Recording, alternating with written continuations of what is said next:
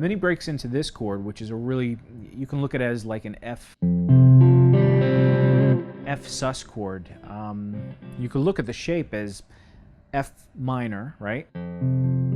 Just an F minor bar chord, but you're not playing the low E string. So you're starting with the 3rd fret and 3rd fret on the A and D string. Then you're playing an open G string, and the first finger then plays the 1st fret of the B string.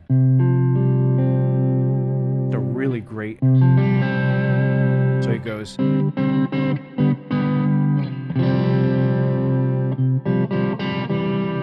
Now, and I'm picking a lot of this with my fingers just for, because I like doing that sometimes. But he's, you know, he's hammering with the pick. He's going.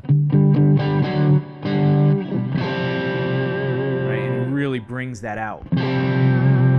So now you have that chord, and then it also kind of goes from that 3rd fret of the, you can hold that same shape, but you lift the pinky on the 3rd fret of the D string to, and then you play the 2nd fret of the D string instead. So you have, now you do that same kind of movement up here, which is you're playing the 7th fret of the D string and the 4th fret of the G string together.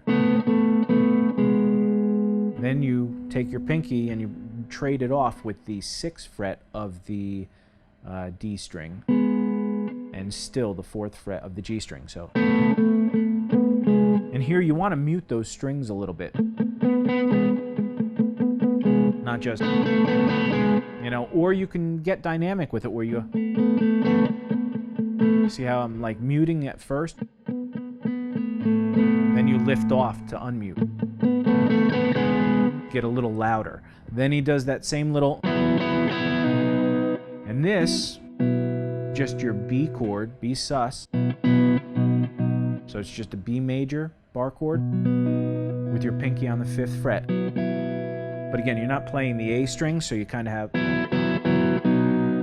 Van Halen does, if you notice in this whole thing, it's a lot of partial chords, and that's what's so cool about this. So after he does that one, he slides up and bars the D, G, and B string of the 7th fret. And right before he actually goes to the next chord, I believe he actually goes to this chord, which it's the same thing as that bar chord, except now you're lowering the B string to the 5th fret. So you got to grab 7/7 on the D and G string, and then 5 with that 1st finger on the B string.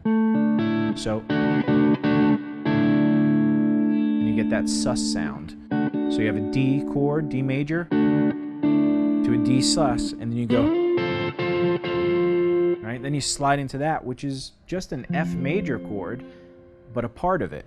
So you're playing the 10th fret on the G and B string, and then the 8th fret on the E string.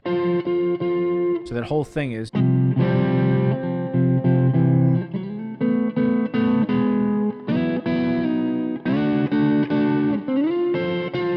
And like I said, before that one, I think he goes.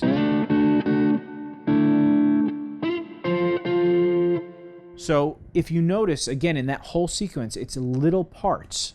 It's not playing full-on chords. Here's just a 2-note chord, right? And that's almost like an E sus chord. Or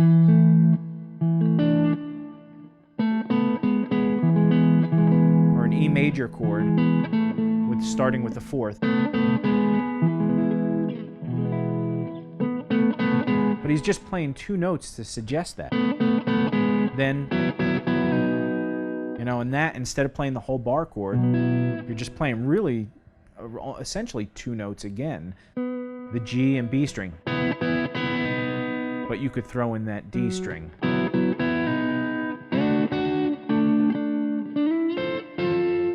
So really cool stuff. You know, check the tab out for more details on seeing exactly what's going on. But the big draw from this whole thing is taking simple chords and arpeggiating and coming up with riffs. I mean, that whole first intro riff.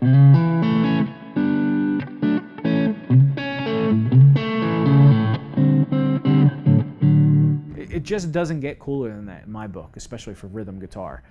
So I hope you guys enjoyed that. There's really a lot going on there. And just have fun playing with it, experiment with it. Look at it in terms of solos too. So when you're soloing, maybe take an arpeggio and just arpeggiate it the way you did here, and go between two arpeggios. So you have this G to the D to an A. So you can throw that into the mix of a solo too, because you're just doing single notes at that point. So I hope you guys like that. If you did, please click like, please share. We really appreciate when you guys do that, and let us know if you guys want to see more of this stuff. And we will see. We're starting to really gear up here. We have so much backlogged with edits and stuff. We probably have like 6 months worth of uploads twice a week. So we're trying to upload twice a week again. Between gear review, we have a whole bunch of performances with Alan Hinds, Josh Smith, and Kirk Fletcher, and Matt Schofield. We got so much stuff recorded. It's unbelievable. If you guys know of any editors or anybody that wants to help, we just have so much work. It's unbelievable. And we have so many new lesson packages. We have two really cool ones that I'm working on right now. One with Guthrie Govan. Well, not with Guthrie, but we are working with Jamtrack Central. We've been doing that for a long time now. And we're going to be breaking down some really cool Guthrie stuff. And that should be coming around the corner next week, I think. So check that out, and I hope to see you guys on the next lesson. So I'll talk to you soon. Thanks, guys. Bye.